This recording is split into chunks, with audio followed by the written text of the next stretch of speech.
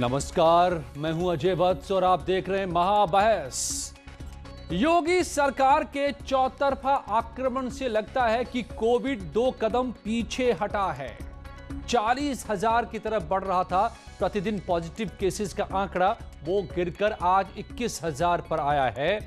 मुख्यमंत्री ने कहा है कि रणनीति काम आ रही है। तो क्या यूपी में योगी के एक्शन से कोरोना फिर एक बार हार रहा है या जंग अभी बाकी है? आज महाबहस इसी पर।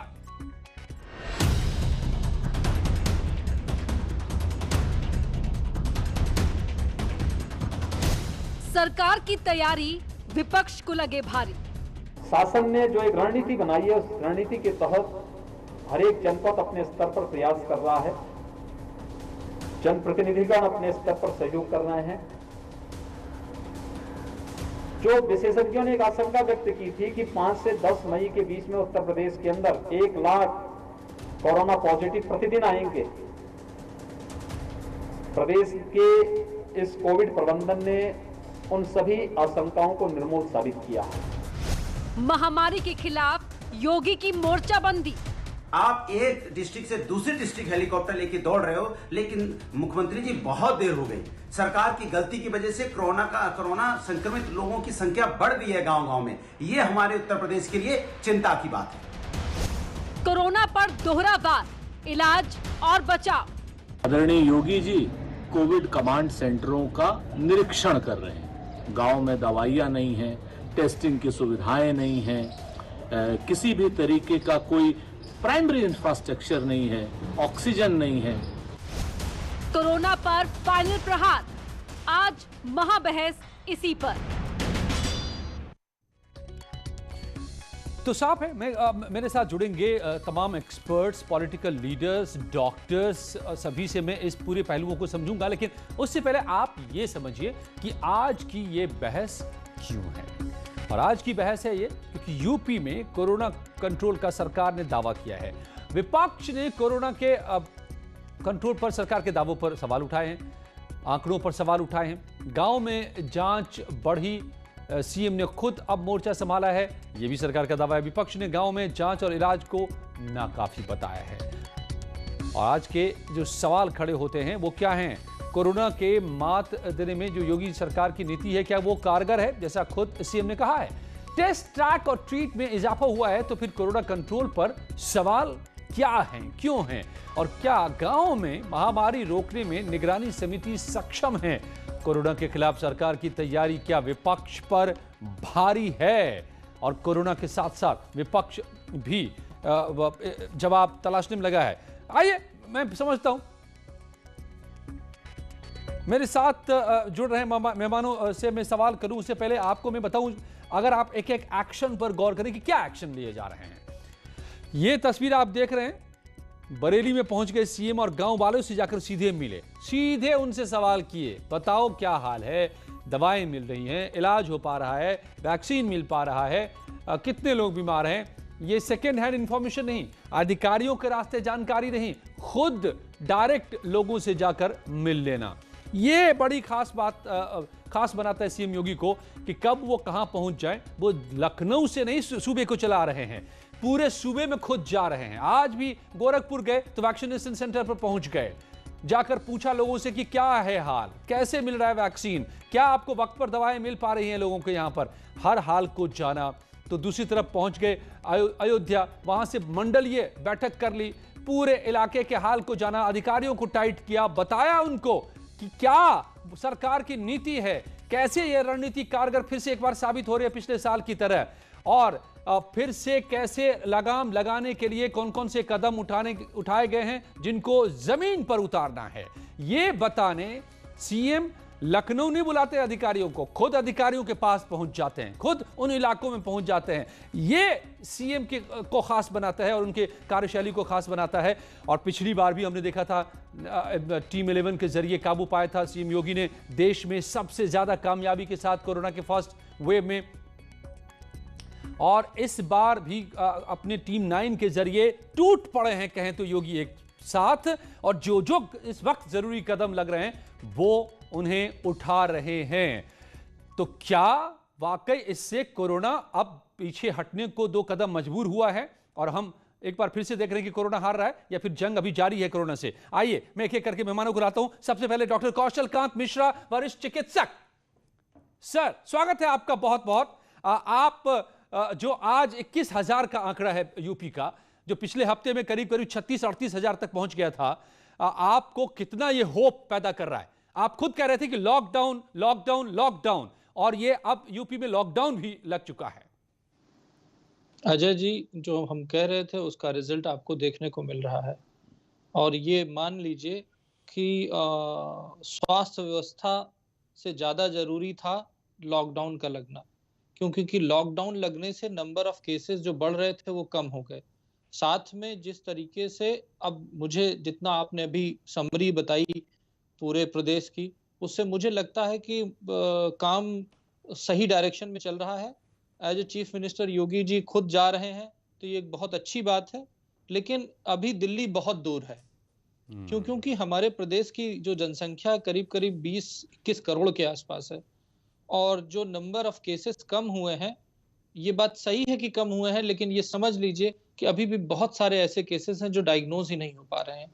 मैं आपके माध्यम से चीफ मिनिस्टर और प्रशासन से ये रिक्वेस्ट करना चाहूँगा कि जो नंबर ऑफ केसेस के जो टेस्ट हो रहे हैं वो बढ़ाए जाएं। जो वहाँ पे, जो मेरे पास इंफॉर्मेशन 3 दिन पहले तक थी कि वहाँ पे टेस्ट प्रॉपर नहीं हो रहे थे, टेस्ट के नंबर कम हैं, लोगों को बिना टेस्ट कराए लौटना पड़ रहा है। ये सारी चीजें भी ठीक करनी है। लॉकडाउन से नंबर ऑफ केसेस का बढ़ना आना हॉस्पिटल में कम हो गया है, लेकिन जो केसेस हैं उनको जब तक हम आइडेंटिफाई नहीं करेंगे, ट्रीट नहीं करेंगे, हम उसको ट्रीट, ट्रैक एंड ट्रेस नहीं करेंगे, तो ये चीजें बढ़ती जाएंगी। तो डॉक्टर साहब, जो आप कह रहे हैं, तैयारी अच्छी है, राइट, इसमें कोई डाउट नहीं है, लेकिन अभी दिल्ली दूर है। जी, आप जो कह रहे हैं कि अभी तो दिल्ली दूर है, अभी जंग बाकी है। साफ तौर पे ये एक दिन की जंग है भी नहीं, लंबी लड़ाई है ये, जो हमें कोरोना से लड़ना पड़ रहा है। पिछले 1 साल से हम लड़ रहे हैं और अभी आगे लड़ना होगा। लेकिन आप मानते हैं डॉक्टर साहब कि जैसा आपने भी कहा था कि अभी मरीज को संभालने के जितने भी जगह थे अस्पतालों में फुल हो चुके थे, अभी उनको कम करना था, पहला टारगेट था, ताकि लोड कम हो, जो बीमार हो उनको इलाज मिलने लगे। तो ये पहला कदम अब होता, मुकम्मल होता दिख रहा है। जी हाँ, जिस तरीके से लॉकडाउन होने की वजह से जो नंबर ऑफ मरीज हॉस्पिटल में जाने कम हुए हैं, तो ऑब्वियसली जो हॉस्पिटल व्यवस्था उस पर लोड कम पड़ा है। इससे जो लोग एडमिटेड उनकी अच्छी केयर हो पा रही है, और लोगों का जो डेथ रेट है, इन्फेक्ट होने का जो नंबर है, और सारी चीजों के नंबर घट रहे हैं। लेकिन इन घटते हुए नंबर के साथ साथ टेस्ट के नंबर बढ़ने चाहिए, ट्रीटमेंट के नंबर बढ़ने चाहिए, और सबसे ऊपर है कि वैक्सीनेशन एंड लॉकडाउन एक दूसरे के साथ साथ पैरेलल चलने चाहिए। राइट, जब तक वैक्सीनेशन और लॉकडाउन एक साथ पैरेलल नहीं चलेगा, तब तक हमारी गाड़ी कहीं न कहीं डिरेल होती रहेगी। मुझे मालूम है ये बहुत टफ डिसीजन है, लेकिन जिंदगी हमारे लिए ज्यादा कीमती है, प्रदेश की जनता हमारे लिए ज्यादा जरूरी है। क्योंकि आदमी गरीब हो सकता है, लेकिन आदमी की जान तो बची रहनी चाहिए। बड़े आंकड़े आ रहे हैं, मैं उन आंकड़ों को छांटकर और आपसे समझना चाह रहा हूं। अब जैसे कि 18+ के लिए वैक्सीनेशन ड्राइव को आज से शुरू किया कई जगहों पर सरकार ने, फिर से 18 जिलों में अब शुरू हो गया है 18+ का वैक्सीनेशन। जैसा आपने कहा 60,000 गांव में निगरानी समिति बनाई गई है। गांव में RRT टीम के जरिए टेस्ट कराया जा रहा है। गांव में टेस्टिंग पर सरकार कदम बढ़ा रही है, फोकस कर रही है। होम आइसोलेशन में मेडिकल किट बांटे जा रहे हैं। गांव में CHC और PHC में बेड बनाए जा रहे हैं, बढ़ाए जा रहे हैं। टेस्ट, ट्रैक, ट्रीट में इजाफा किया जा रहा है, और हर जिले में ऑक्सीजन प्लांट बनाया गया है। इसके अलावा लखनऊ में आपको बताएं कि DRDO ने हॉस्पिटल बना दिया है 750 बेड का, वाराणसी में बना दिया है। अब वहाँ भी कई सारे, लखनऊ में 1235 बेड बढ़ाए गए हैं, वाराणसी में 950 बेड बढ़ाए गए हैं। इस तरीके से तमाम बड़े शहरों में हॉस्पिटल्स बेड बढ़ाए जा रहे हैं। ये तमाम कदम, जो चौतरफा एक तरह से कहें हमला, ये आने वाले दिनों के लिए हमें तैयार कर रहा है। बिल्कुल अजय जी, ये जो भी तैयारी हो रही है ये एक परमानेंट तैयारी है, और ये तैयारी के 2 फायदे हैं। एक, जो अभी की क्राइसिस है उसको भी हम दूर करेंगे, प्लस जो अगली तीसरी वेव शायद जो आने वाली है नवंबर, दिसंबर, जनवरी में, हम उसके लिए भी तैयार हो रहे हैं। तो इस तैयारी का आज ही फायदा नहीं है, दोनों वेव में फायदा है, प्लस पूरे प्रदेश का हेल्थ इंफ्रास्ट्रक्चर इंक्रीज कर रहा है, तो ये लॉन्ग टर्म का भी फायदा है, इसमें फ्यूचर भी दिख रहा है मुझे, और मुझे लगता है कि बहुत सही डायरेक्शन में काम हो रहा है, लेकिन अभी बहुत तेजी से बहुत दूर तक जाना है।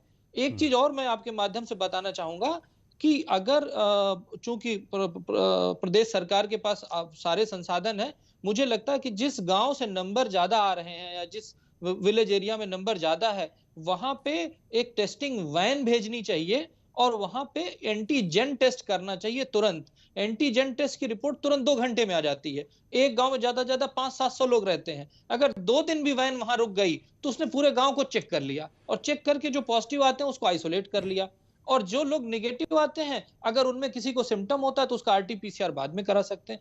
इससे प्रदेश की जनता को एक कॉन्फिडेंस मिलेगा, और Wonderful. हम लोग जो यहाँ बैठ करके खाली ज्ञान बांटते हैं, और हमें भी कॉन्फिडेंस आएगा कि हाँ, प्रदेश की सरकार कुछ कर रही है। Right, absolutely. ये आपको मैं बताऊं डॉक्टर साहब, डॉक्टर मिश्रा, ये इस प्रोग्राम को देखा जाता है और सीधे सीएम के दफ्तर में मॉनिटर किया जाता है, एक रिपोर्टिंग उनको होती है, और आप जो ये सुझाव जा रहे हैं सीधे समझिए कि सीएम तक सुझाव जा रहा है, ये आप यकीनन आप जानिए। अब मैं अगला सवाल मेरे जहन में जो आ रहा है डॉक्टर साहब, एज ए लेमैन, मुझे लग रहा है कि पिछले दिनों हमने मारामारी देखी ऑक्सीजन की, बेड की, अभी भी है किल्लत, ऐसा नहीं है कि वो किल्लतें दूर हो गई हैं, काफ़ी हद तक दूर हुई हैं, लेकिन अभी भी हैं। क्यों ना उन पेशेंट्स पर, उन लोगों पर फोकस करे सरकार जिनमें कोमोर्बिडिटी है, जिनको पहले से कोई गंभीर बीमारी है, ऐसे लोगों को पहले वैक्सीनेट किया जाए, ऐसे लोगों को की अलग से पड़ताल हो, जांच हो, फोकस किया जाए। क्या यह हो सकता है? इससे अस्पतालों में भीड़ कम होगी, उन लोगों की जान भी बचेगी। अजय जी देखिए, जो हमारे केंद्र सरकार की जो पॉलिसी थी, वो पहले पॉलिसी आप याद करिए, पहले थी कि हाई रिस्क ग्रुप और फ्रंटलाइन वर्कर को वैक्सीनेट किया गया, उसके बाद उसको घटा करके 45 साल किया गया, और ये कहा गया कि 45 साल के ऊपर वालों को वैक्सीन लगेगी। लेकिन ये मुझे भी पता है और आपको भी पता है, ये केवल पॉलिटिक्स की वजह से ही बहुत जल्दी 45 से 18 साल तक लाया गया, जो एक अच्छा कदम है, इसमें कोई बुरी बात नहीं है। लेकिन जितने संसाधन हमारे पास अवेलेबल हैं, उस संसाधन में 18 साल से लेके 90 साल तक की सारी पॉपुलेशन को एक साथ वैक्सीनेट करना बहुत डिफिकल्ट है, तो हमें प्रायोरिटी तो बनानी पड़ेगी। पर एक चीज और भी मैं कहना चाहूंगा कि जैसे केंद्र सरकार के पास लिमिटेड रिसोर्सेज है, हमें पता है। अब हमारे पिताजी की जेब में अगर 100 रुपए है और हमें 1000 रुपए की जरूरत है, तो पिताजी बेचारे लाएंगे कहां से? तो बेटे को खुद कमाना पड़ेगा। मेरा कहने का मतलब है कि प्रदेश के मुख्यमंत्री, जो कि केंद्र सरकार ने ये कह ही दिया है कि स्टेट गवर्नमेंट खुद जाकर के वैक्सीन को खरीद फरोख्त कर सकती है, तो मुझे लगता है कि योगी जी को जो विदेशी कंपनियां हैं उनके साथ डायरेक्ट खरीद फरोख्त करके वैक्सीनेशन का नंबर प्रदेश में बढ़ाना है। जिस तरह से WHO ने यह कहा था कि कोरोना का फ्यूचर विश्व में वो होगा जो भारत में कोरोना का होगा, उसी तरह से मैं ये कहना चाहता हूं कि कोरोना का फ्यूचर हिंदुस्तान में वो होगा जो उत्तर प्रदेश में होगा। एब्सोल्युटली। तो उत्तर प्रदेश का जो कोरोना फ्यूचर है वही देश का फ्यूचर है, तो ये हमें ध्यान में रखना पड़ेगा। तो योगी जी के ऊपर इस समय प्रदेश के साथ साथ पूरे देश की भी जिम्मेदारी है, तो उन्हें बहुत सक्षमता से और साहसिकता के साथ इस लड़ाई को लड़ना पड़ेगा। और मुझे लगता है कि उन्हें जो इंटरनेशनल मार्केट है वहां पे डायरेक्ट वैक्सीन प्रोक्योर करके अपने स्टेट को दिलाना चाहिए, जिससे एक एग्जांपल सेट हो सके। मैं आपको अपडेट करना चाहूंगा, शायद आपको जानकारी हो भी, कि योगी सरकार ने ग्लोबल टेंडर जारी किया है। देश का पहला ऐसा राज्य बन गया है उत्तर प्रदेश जो वैक्सीन प्रोक्योरमेंट के लिए, वैक्सीन लाने के लिए, खरीदने के लिए ग्लोबल टेंडर जारी किया है। तो ये अब ये कदम है, सरकार का कदम है, चंद रोज लगेंगे उसमें, हफ्ते 2 हफ्ते लगेंगे, लेकिन आपको लगता है कि उसके बाद अभी जो मारामारी है वैक्सीन को लेकर के, कि आप जिस भी किसी साइट पे वैक्सीन तलाशिए, आपको पता चला कुछ देर में फुल हो गया, वो साइट फुल, नो स्लॉट, वो हालात बदलेंगे? मुझे लगता है कि बिल्कुल हालात बदलेंगे। ग्लोबल टेंडर निकला है, उसको जितनी जल्दी से जल्दी उस प्रक्रिया को पूरा करके वैक्सीन जितनी ज्यादा प्रदेश में आएंगी उतना बेहतर है। और मैं इसमें बिल्कुल नहीं पढ़ना चाहता कि वो फ्री होगी या पैसे के साथ मिलेगी।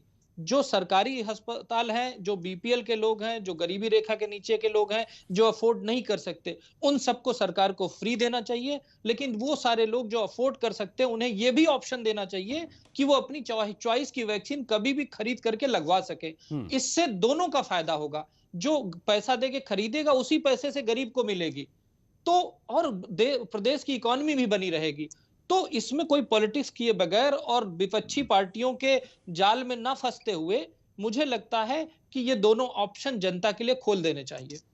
बहुत सही बात आप कह रहे हैं, और मुझे लगता है कि दुनिया में बहुत सारी कंपनियां हैं जो बेचने को तैयार हैं, बेशक वो ऊंचे दाम लेना चाह रहे हो, जैसे फाइजर जैसी कंपनीज हैं या और भी जो है दुनिया में, तो उनको अगर ओपन मार्केट में कर दिया जाए, जिसके पास पैसे हैं, जो अफोर्ड कर सकते हैं वो खरीदें, जो नहीं कर सकते उनके लिए सरकारी हॉस्पिटल में आज भी लग रहा है। आज मैं देख रहा हूं आंकड़े, अगर मैं जाकर कोविन ऐप पर जा रहा हूं, खुद अपने और अपने परिवार के लिए तलाश रहा हूं मैं वैक्सीन, तो सरकारी में तो मिल पा रहे हैं बहुत जगहों पर, लेकिन प्राइवेट में बहुत कम में मिल पा रहे हैं। यह स्थिति बदलनी चाहिए, प्राइवेट में अवेलेबल होना चाहिए ज्यादा से ज्यादा, ताकि पैसे देने वाले वहां से खरीदें, गरीबों को मिल पाए सरकार का वैक्सीन। लेकिन अब इसके साथ डॉक्टर मिश्रा ये बताइए हमें कि इस वक्त हम जहां खड़े हैं, क्या आप कनेक्टेड हैं मुझसे? इस वक्त हम जहां खड़े हैं इस लड़ाई में, और अब आगे का क्या है, कि आगे क्या हालात बनने वाले हैं, इसको लेकर लोगों में बड़े सवाल हैं। जिस तरह से तैयारी आप मुझे दिखा रहे हैं और बता रहे हैं जी, अगर ये अपने आप में सच है, इसमें कोई, आप भी समझते हैं मैं बड़ा ब्लंट और बड़ा स्ट्रेट बात करता हूं, अगर ये सच है तो मुझे लगता है कि हमारी तैयारी सही डायरेक्शन में जा रही है, और धीरे धीरे जैसे जैसे वैक्सीनेशन और लॉकडाउन एक साथ चलेंगे, तो मुझे लगता है कि सबसे तेजी से उत्तर प्रदेश में ग्लोबल टेंडर अगर निकला है और यहाँ पे वैक्सीनेशन की प्रक्रिया पूरी होगी, तो ये मुझे लगता है कि उत्तर प्रदेश देश में अपना नाम और इतिहास रचेगा। डॉक्टर एसएनएस यादव भी मेरे साथ जुड़ गए हैं, जो नेफ्रोलॉजिस्ट हैं और सीएमओ भी रहे लखनऊ के। यादव जी, डॉक्टर यादव, अब जो हम लोग, आप थोड़े देर से जुड़े हैं, हम डॉक्टर मिश्रा के साथ काफ़ी समझने की कोशिश कर रहे हैं कि जो जो स्टेप्स अभी इस वक्त लिए हैं सरकार ने, जैसे केसेस थोड़े डाउन आए हैं, थोड़े से हालात इस वक्त संभले हैं, लेकिन लड़ाई को धीमा किया गया है खत्म करने के लिए, क्या ये सारे रास्ते सही हैं? हमारे रास्ते तो सही है, परंतु ये कदम काफी देर से उठाया गया कदम है। अब हम कम्युनिटी स्प्रेड की ओर बढ़ चुके हैं। आप अर्बन में केस देख रहे हैं कि अर्बन में केसेस कम हो रहे हैं, लेकिन जो हमारी जो सफरिंग्स है, जो पेशेंट्स हैं वो कम जांच की ओर जा रहे हैं, जांच कम करवा रहे हैं। प्रदेश में बहुत से जगहों पर प्राइवेट जांचों में किट्स नहीं है, लोग RT-PCR की किट खत्म हो गई है और तमाम समस्याएं आ रही हैं, और केवल सरकारी जांचें कुछ जिलों में हो रही। लखनऊ में तो खैर सरकारी और प्राइवेट दोनों चल रही हैं, और ये मेन ये कि शहरों में आप आंकड़े कम देख रहे हैं, लेकिन देहातों में ये अच्छी तरीके से फैल चुका है। वहाँ टेस्टिंग हो रही है, नो टेस्टिंग नो डिजीज, लेकिन डेथ हो रही है। घर घर सर्दी जुकाम बुखार पड़ा हुआ है, और उसमें से काफ़ी डेथ भी हो रही है। जहाँ पर जिस गांव में 15 दिन 20 दिन महीने में एक डेथ होती थी, वहाँ 2-2 3-3 4-4 रोज डेथ हो रही है। जो हम लोग क्योंकि रूरल एरिया से संबंधित हैं, अब भी कनेक्टेड हैं, तो वहाँ से ये खबरें आ रही हैं, जो कि अगर हम वैक्सीनेशन कराएंगे तो 3 से 4 हफ्ते में इम्यूनिटी आएगी। ठीक हो, प्रोसेस कंटिन्यू होना चाहिए, मैसिव वैक्सीनेशन होना चाहिए, रात दिन होना चाहिए। मैं कह रहा हूँ बशर्ते ही वैक्सीन अवेलेबल हो। लेकिन आपको जी, लेकिन इस समय जो गांव की स्थिति है, वहां पर हमको मैक्सिमम टेस्टिंग जो टेस्टिंग में आ रहे हैं उनको घरों में आइसोलेट करो, या L1 सेंटर जो बना है उसमें आइसोलेट करो, L2 में करो, उनको ट्रीट करो, ताकि मार्टलिटी को कम से कम घटाया जाए मार्टलिटी, जो मृत्यु दर, इसको हमारा मेन उद्देश्य कम से कम किया जाए। हम इसलिए मैं कह रहा हूँ कि हमारी टेस्टिंग कैपेसिटी को मैक्सिमम करके उनको आइसोलेट कर लो, उनको ट्रीट करो और करो, साथ साथ वैक्सीनेशन करो। वैक्सीनेशन का फायदा मिलेगा, लॉन्ग टर्म के लिए फायदा। अब जो वैक्सीनेशन होगी, सरकार जो थर्ड लहर आएगी उसमें काम करेगा।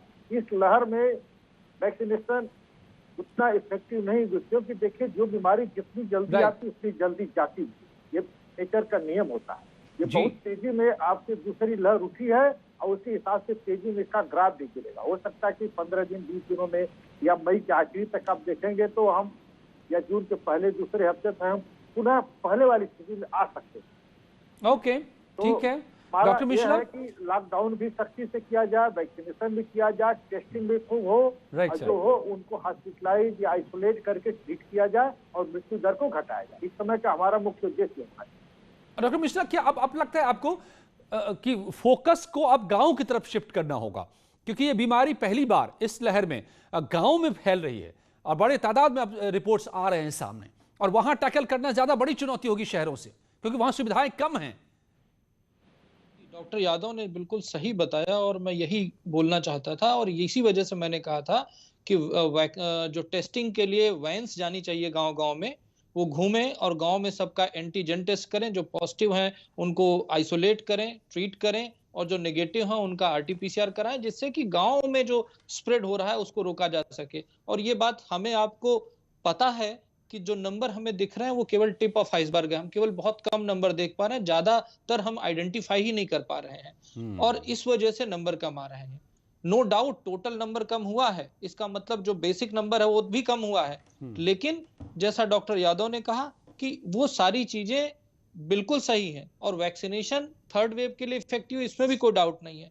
अभी का काम यह है कि अभी जितना ज्यादा हम आइडेंटिफाई करेंगे, उसको ट्रीट करेंगे, इसको स्प्रेड होने से रोकेंगे, वो बहुत जरूरी है। और इसके लिए मैं बार बार कह रहा हूं, लॉकडाउन को फॉलो करना लॉन्ग टर्म के लिए और सारी व्यवस्थाओं को सुदृढ़ करके ट्रीटमेंट भी करना, जो हॉस्पिटल में लोग हैं और लोगों की जान बचाना, ये हमारा पहला कर्तव्य होना चाहिए। Absolutely.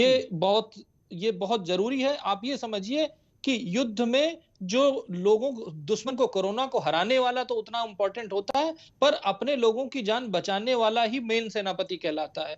तो जिन लोगों को कोरोना हो गया उनकी जान बचाएंगे हम अपने मेडिकल की सुविधाएं बढ़ा करके और वैक्सीनेट करके हम कोरोना को हराएंगे। अब ऋषभ हमारे संवाददाता लखनऊ से मेरे साथ जुड़े हैं। ऋषभ, आपकी तमाम खबरों पर नजर रहती है पूरे सूबे की, और खास तौर से पुलिस क्या कर रही है। आज पुलिस सामने भी आई कि क्या क्या एक्शन लखनऊ में ली जा रही है। हमने देखा कि आगरा में एक हॉस्पिटल को डीएम ने डी बार कर दिया है। अब लखनऊ में कई सारे एक्शन लिए गए हैं।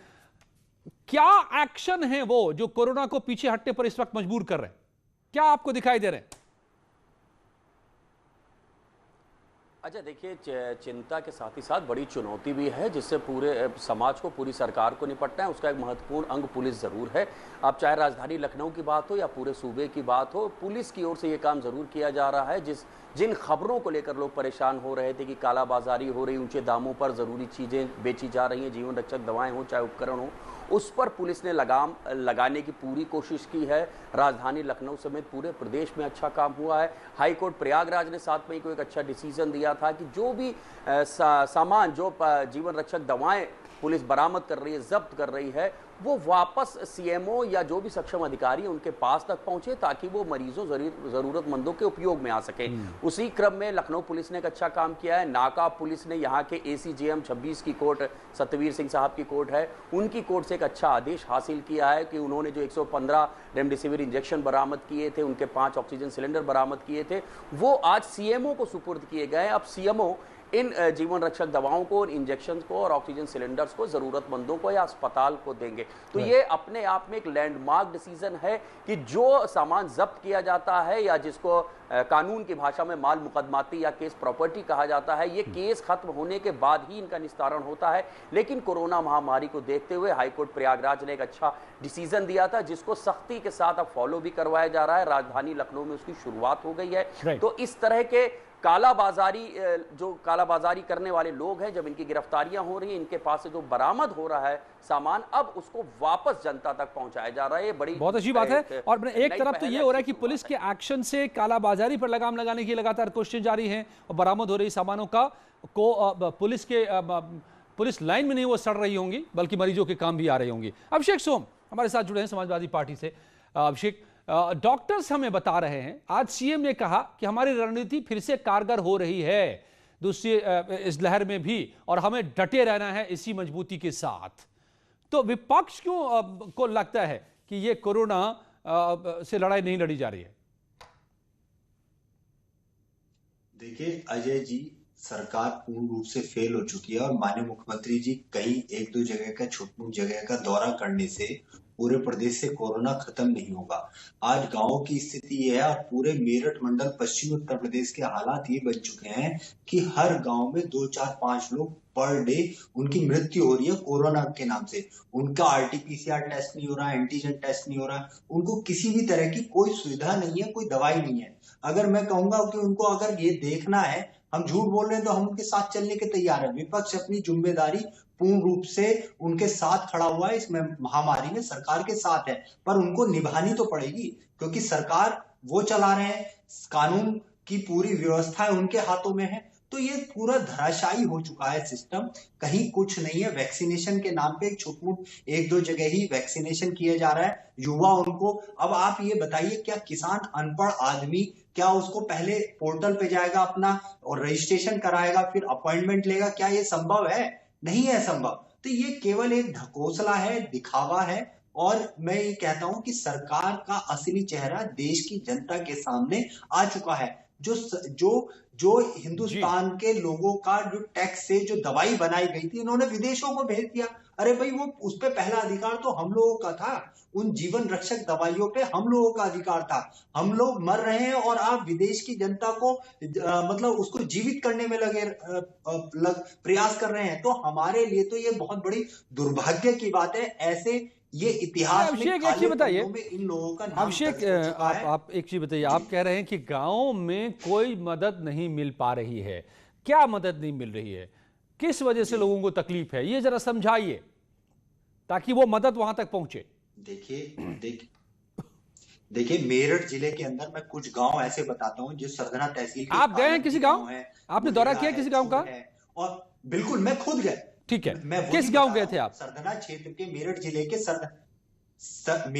के सरधना तहसील के कालंदी गांव में मैंने एक दौरा किया, जिसमें अधिकांश लोग, हजारों लोग वहां पे इस बुखार से पीड़ित हैं।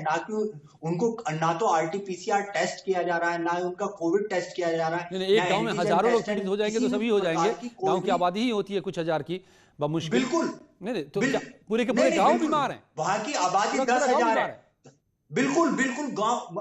बिल्कुल मैं आपको बता रहा हूँ, ये गांव नहीं, बाकी मैं और गांव के भी नाम बता रहा हूँ। कालंदी, मुल्हेड़ा, छुर, पारसी, सलावा, नहाली, पिटलोखर और तमाम ऐसे लोग, ऐसे गांव हैं आप बता रहे हैं हजारों लोग बीमार हैं। अभिषेक, मैं I want to help them. मैं चाहता हूं कि उन तक मदद पहुंचे अगर कहीं पर ये स्थिति है। आप मुझे फिर से बताइए, आपने बताया कि मेरठ के सरधना ब्लॉक के किस गांव में गए थे आप? तहसील जी, सरधना तहसील के कालंदी गांव में गया। कालिंदी में, सरधना गांव में गया। ठीक है, मैं कर रिपोर्टर हमारा जाएगा उस गांव में और जाकर के वो रिपोर्ट लेकर आएगा वहां, पूरी रिपोर्ट की कालिंदी में क्या हजारों लोग बीमार हैं और उनको क्या मदद पहुंच रही है, क्या नहीं पहुंच रही है। बिल्कुल हम लोग साथ रहेंगे, हम लोग दिखाएंगे उन लोगों को खांसी है, बुखार है हर रोज। यहां तक कि अजय जी, मैं वास्तविकता में बता रहा हूं, किसी भी प्रकार की कोई सुविधा नहीं है। 2, 4, 5 लोग पर डे वहां पे उनकी मृत्यु हो रही है। ठीक है, लेट मी गेट इट। वो अधिकारियों को फोन करते हैं, किसी भी प्रकार की कोई सुविधा नहीं है। ठीक है, आप जो सामने ला रहे हैं फैक्ट, वो अगर सच है तो हम उसको उन्हें दिखाएंगे, यहां लेकर आएंगे, ताकि अगर सरकार तक जानकारी कहीं से नहीं पहुंच रही है तो पहुंचे और वहां मदद पहुंचे। दौरा करने के लिए मैं उनके साथ जाऊंगा। ऑलराइट, ठीक है, मैं आपसे भी संपर्क करेंगे हमारे संवाददाता। डॉक्टर यादव, आपकी जो चिंता थी वो यही चिंता है। आप भी कह रहे हैं कि कहीं ना कहीं अब गांव में जाइए, टेस्टिंग बढ़ाइए, पीएचसीज को स्ट्रांग बनाइए, वहां पर ऑक्सीजन लेकर जाइए। शायद अब वो वक्त आ गया हमारे लिए। बिल्कुल आप सही कह रहे हैं, हर गांव में काफी लोग बीमार हैं, अब मृत्यु भी काफी हो रही है। उसको प्रिवेंशन ही एकमात्र, प्रिवेंशन क्या, आप तो टेस्टिंग और ट्रीटमेंट ये सब करिए, लेकिन जो हमारी जो इंफ्रास्ट्रक्चर है, जो हमारी जो हर 500 घरों पर 500 की आबादी पर एक आशाएं हैं, चाहे अर्बन हो या रूरल हो, और 5000 पर एक एएनएम है, 30,000 के लगभग पर एक पीएससी है। पीएससी पर टेस्टिंग की उतनी सुविधाएं नहीं है। पीएससी जो कि 1 लाख आबादी पर है, वहां से टीम बनती है, टीम चारी ओर जा रही है, और 1 लाख की आबादी में काफी गांव होंगे। आप खुद सोच लीजिए, 1 लाख की जहां आबादी होगी, बहुत सारे गांव होंगे, तो हर गांव में एक पीएससी की जो टीम बनी है, वो टीम टेस्ट नहीं कर पाएगी। टेस्टिंग के साथ साथ दवाइयों का रैपिड रिस्पांस टीम जो बनी है, उनको जिनको बुखार आ रहा हो, जो पॉजिटिव आ रहे हो, उनके घर पर दवाइयां पहुंचाना। ऑक्सीजन की अगर कमी है तो ऑक्सीजन तो हमारे ख्याल से तो देहातों में पहुंचा पाना बहुत ही मुश्किल काम लग रहा है।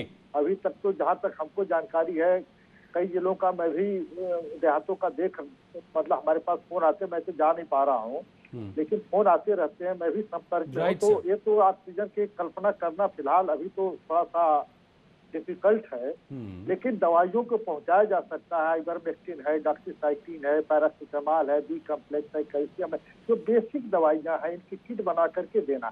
तो जो रैपिड रिस्पांस टीम है उन आबादी को कैटर करने में हमारे ख्याल से उन टीमों को काफी बढ़ाया जाए और काफी किया जाए। देखिए स्वास्थ्य विभाग काम कर रहा है, इसमें कोई शंका नहीं। जी। इसमें ब्यूरोक्रेटिक दबाव भी बहुत सारे हैं जो कि कुछ समय पर मदद भी कर रहे हैं, कुछ हर्डल भी कर रहे हैं, दोनों है, रुकावटें भी डाल रहे हैं, मदद भी कर रहे हैं। स्वास्थ्य जो ब्यूरोक्रेटिक का पुलिस विभाग को अपना काम करना चाहिए, पंचायती राज है, सारे विभाग जितने सरकार के विभाग है सब एक साथ। ओके डॉक्टर मिश्रा, मैं एक बार जल्दी से आपको लाना चाहता हूँ, समय समाप्त हो रहा है हमारे पास। राइट डॉक्टर यादव, जो आप सजेस्ट कर रहे हैं, डॉक्टर मिश्रा आप जैसे कह रहे थे कि मोबाइल बैन एक हो सकता है जरिया, अब जो गाँव के तरफ लोगों तक मदद पहुंचाई जाए वो किन किन रूपों में हो सकती है? आपका suggestion sir, final minute.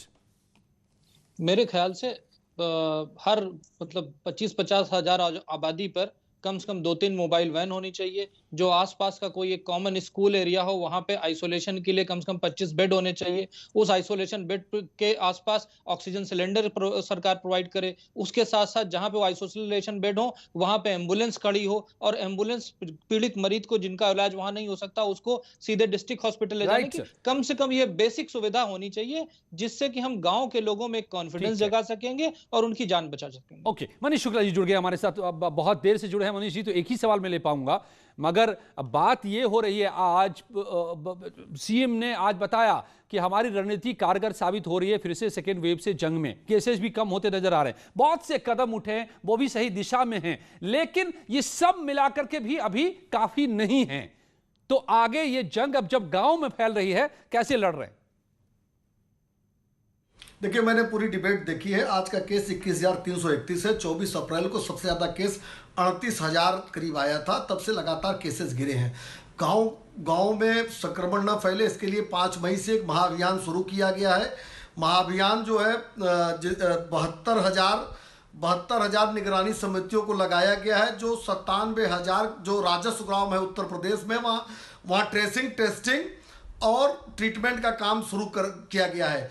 Antigen testing की जा रही है, जिसमें पॉजिटिव केस आ रहे हैं उनको मेडिकल किट दिया जा रहा है। होम आइसोलेशन में रहे व्यक्ति से स्वयं मुख्यमंत्री जी ने वार्ता की, संवाद किया। मुख्यमंत्री जी स्वयं मैदान में है कि ये जो कोरोना की दूसरी लहर का संक्रमण है उसका प्रसारण गाँव में न हो पाए। मुख्यमंत्री जी मुरादाबाद, बरेली, वाराणसी, गोरखपुर, अयोध्या के दौरे पर गए थे। लखनऊ और वाराणसी में डीआरडीओ के 500 के बेड और गोरखपुर में 250 बेड एक बोइंग कंपनी के द्वारा शुरू कराए गए हैं। और गांव में मेडिकल किट उपलब्ध हो जाए और सीएससीज को उसके अनुकूल बनाने का काम शुरू कर दिया गया है। यानी सरकार सचेष्ट भी है और उसके अनुकूल कदम भी उठा रही है। हमको लगता है कि प्रदेशवासियों के मदद से गाँव में संक्रमण को रोके जाने में सफलता मिलेगी। और जो तमाम महत्वपूर्ण सुझाव आपके माध्यम से आए हैं, और आपको भी ध्यान में होगा कि लगातार कई लोग लॉकडाउन की बात करते रहे, लेकिन हमने उस समय भी कहा था कि जो भी आवश्यकता होगी कदम सरकार उठाएगी। लगातार सरकार कदम उठा रही है। अगर और आवश्यकता होगी कड़े कदम की तो जरूर उठाएगी सरकार। बेशक, ताकि हम लड़ाई में पिछड़े नहीं। इस वक्त हम एडवांटेज में आ गए हैं फिर से, और वो एडवांटेज हमारा बरकरार रहे। प्रियंका गुप्ता, तो केसेस कम हो रहे हैं, अब संसाधन बढ़ रहे हैं तेजी से, फिर भी कांग्रेस इतनी दुखी क्यों है? देखिए वास्तविकता ये है कि जिस तरह की स्थिति सामने आ रही है, अभी अगर आप देखें तो एक विधायक जो थे कानपुर के थे, पप्पू लोधी जी, उन्होंने अपनी व्यथा जिस माध्यम से व्यक्त की है कि आपको लगता है कि उस हिसाब से आपको लगता है स्थिति वाकई में सुहानी है। आप शुतुरमुर्ग का जो एग्जाम्पल जो आज सरकार को दिया जा रहा है कि अगर वो रेत में अपना मुंह डाल लेती है तो उसको लगता है कि सब कुछ सही हो गया, पर ऐसा होता नहीं है। वास्तविकता यह है कि गांव देहातों में संक्रमण बुरी तरह से फैल रहा है और अब मुख्यमंत्री जी सचेते हैं कि गांव देहात में उनको किटें जानी चाहिए। अब वो किटें जाएंगी तब वो डिस्ट्रीब्यूट होंगी और कितने लोगों की मौत हो जाएगी उसका कोई अभी तक सही डाटा तक सामने नहीं आ रहा। आप देखिए कि जिस तरह से बिहार के बक्सर में कुछ लाशें तैरती हुई, 40 लाशों की बात कर रही हूं मैं, जब तैरती हुई वहां पहुंचती है तो उस पर क्या वहां का प्रशासन कह रहा है ये उत्तर प्रदेश से आई हुई है। उसके लिए अभी तक सरकार ने कुछ क्यों नहीं बोला? ये लाशें कहाँ की हैं और उत्तर प्रदेश का नाम कैसे लिया जा रहा है? आप ये देखिए कि जिस तरह से गाजीपुर के गांव में कुछ मतलब आप मान के चलिए 16 मौतें हुई हैं, वहां के गांव के प्रधान ने बताया है। तो ये क्या हो रहा है? ये अगर आंकड़े घट रहे हैं, सब कुछ सुहावना हो रहा है, तो ये कहाँ से आंकड़े निकल कर सामने आ रहे हैं? अब मुझे लगता है आप लोग देर से जुड़े हैं, तो अब प्रोग्राम के समय को थोड़ा और हमने बढ़ा लिया है। तो आप बहुत सारे आरोप लगा रहे हैं। मनीष जी, मैं फिर से आपको लाऊंगा आपका जवाब। जी, और दूसरी आज है देखिए अजय जी, जो ऑक्सीजन देखिए अजय जी, यहाँ पर अजय जी देखिए जिस तरीके से, देखिए अजय जी, कहिए शांत हो जाए तो इनकी बात का जवाब दे दें। प्रियंका जी, आप ही के सवालों का जवाब मैं ले रहा हूं, मनीष जी से सुन लीजिए ना जी। चूंकि अगर रनिंग कमेंट्री करने से या कांग्रेस किस तरह से आरोप लगाने से काम चलता तो महाराष्ट्र और छत्तीसगढ़ के दिन बड़े अच्छे हो गए होते। देश में सबसे ज्यादा संक्रमित केस कहां से आते हैं? तो उत्तर प्रदेश की बात हो रही है, उत्तर प्रदेश का जवाब ले लीजिए, उत्तर प्रदेश का जवाब ले लीजिए प्लीज। प्रियंका जी ऐसे बात मत करिए, आप ये बताइए कि प्लीज प्रियंका जी जवाब ले लीजिए। देखिए शोर मत मचाइए, बात सुन लीजिए।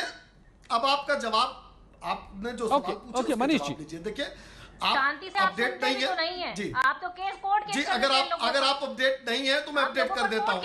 अगर आप अपडेट नहीं है तो मैं अपडेट कर देता हूँ। प्रियंका जी एक जवाब, उसके बाद फिर आप बोल लें। तो आप कोर्ट केस कर दें, आप पुलिस में रिपोर्ट कर दें उसको। भाई प्रियंका जी, आप लगातार चैनलों पे बैठ के तमाम आरोप लगा रही हैं, झूठे सही सारे आंकड़े पेश कर रही हैं। कौन सा एफआईआर आज तक आपके ऊपर हुआ? यही अफवाह मत फैलाइए कि सबके ऊपर एफआईआर हो रहा है। जो अफवाह फैलाएगा, जो कालाबाजारी करेगा, जो अरे मैंने कहा तो आप लगातार सही और झूठे आंकड़े पेश करती हैं। आपके ऊपर एक बार भी एफआईआर हुआ? कभी आपको किसी ने रोका? कौन झूठा आंकड़ा? मैं तो कोई झूठे आंकड़े प्रस्तुत लोकतंत्र में भारतीय जनता पार्टी का मानना है कि लोकतंत्र में सबको सवाल खड़ा करना चाहिए, सबको सुझाव देना चाहिए, केवल अफवाह नहीं फैलाना चाहिए, कालाबाजारी नहीं होना चाहिए। ऐसे लोगों पर एफआईआर की बात की गई है, तो क्या कालाबाजारी करने वालों को एफआईआर न हो? प्रियंका जी, अरे भाई आप लगातार आपके लोग पकड़े जा रहे हैं। हरियाणा में कांग्रेसी पकड़े गए, उसको भी आप रोकने, हरियाणा में कांग्रेसी पकड़े गए, दिल्ली में आम आदमी पार्टी के लोग पकड़े गए कालाबाजारी करते हुए। कब्जे कर रहे हैं आप। अरे ओके, मैं आप लोगों की इस बात पे एक बार मैं डॉक्टर्स को लाता हूँ, एक्सपर्ट्स को लाता हूँ। ये भी एक बड़ी चुनौती बन गई है। देखिए अजय जी देखिए, एक तो बहुत देर में आपने जोड़ा है तो लगभग सबकी बात आ गई है, लेकिन बात जो है अफवाह और सुझाव और जो कमियां हैं उसको गिनाने तीनों में अंतर है। ये बात प्रियंका जी को क्लियर होनी चाहिए। मैं यही बात पूछने चला था। लोकतंत्र में किसी कमी को गिनाने में कोई प्रॉब्लम नहीं है, लेकिन अफवाह फैलाने की छूट नहीं दी जा सकती। और ऐसे भीषण काल में कोई अफवाह की जगह नहीं है, और इससे नुकसान हुआ है हमारा, इससे हमारा नुकसान हुआ है। डॉक्टर मिश्रा से मैं समझना चाहता हूँ इस बात को, डॉक्टर यादव से भी समझना चाहता हूँ मैं इस बात को, लेकिन डॉक्टर मिश्रा जल्दी से हमें क्विकली बताइए। राहुल गांधी जैसे लोगों ने जो अफवाह फैलाई थी, क्विकली, अखिलेश यादव जैसे लोगों ने जो अफवाह फैलाई थी, okay quickly sir, okay Manish ji, Priyanka ji please hold. Doctor Mishra, अफवाहों से नुकसान हुआ है। डॉक्टर यादव आप भी सुनिएगा, अफवाह से कोरोना की जंग में नुकसान हुआ है। पहला नुकसान मैं गिना दूं, वैक्सीन नकली है, बीजेपी की है, पानी है, ये मारने के लिए लाया गया है कुछ लोगों को, नपुंसक बनाने के लिए। अगर ये वैक्सीन उस समय में जोर पकड़ लिया होता तो शायद आज इतनी फैटेलिटी नहीं होती। क्या ये सही नहीं है डॉक्टर मिश्रा? लोग धीमे पड़ गए, बहुत लोग शक में आ गए। अब जब दूसरी लहर आई है तो लोग दौड़े हैं वैक्सीन लेने के लिए, वरना बैठ गए थे घर में। Doctor Mishra, can you hear me? ये नुकसान होता है। डॉक्टर यादव जी, मैं ये कह रहा हूँ कि देखिए, इस समय हम लोग के जो प्रदेश या देश की स्थिति है, युद्ध से भी बदतर स्थिति है। जैसे युद्ध में सभी नागरिक, सभी पार्टियां, सभी धार्मिक संगठन एक हो जाता है। अब हम लोग को सबको मिल करके कंधे से कंधे मिल के काम चलना, चाहे राजनीतिक दल हो, सामाजिक दल हो, चिकित्सीय दल हो, पुलिस के हो, पंचायती राज विभाग के हो, पीडब्ल्यूडी, सिंचाई, सबको कंधे से कंधे मिला करके इस युद्ध से निपटना है। ये कोरोना का युद्ध साधारण तो इसमें जानकारी सही हो, है, हमारा शत्रु नहीं दिखाई दे रहा है, सब एक साथ, इसीलिए जरूरी है कि सबको मिलने की जरूरत है। जैसे डॉक्टर यादव कह रहे हैं ताकि जानकारी सही निकल कर आए। वाकई जहां पर दिक्कत हो रही है किसी के साथ, कहीं पर, किसी जगह पर, किसी चीज की, वो जानकारी सही निकल कर आए तो मदद पहुंचेगी। लेकिन सब गलत है तो ऐसे में किसी का फायदा नहीं हो रहा है, सिर्फ राजनीति होती है। और हम उम्मीद करें कि सरकार जो इतने कदम उठा रही है उससे हमारी लड़ाई में हम जीते इसमें और हमारी जान बचे, ये बड़ा जरूरी है। धन्यवाद आप सबका मेरे साथ जुड़ने के लिए। जारी है खबरों का सिलसिला।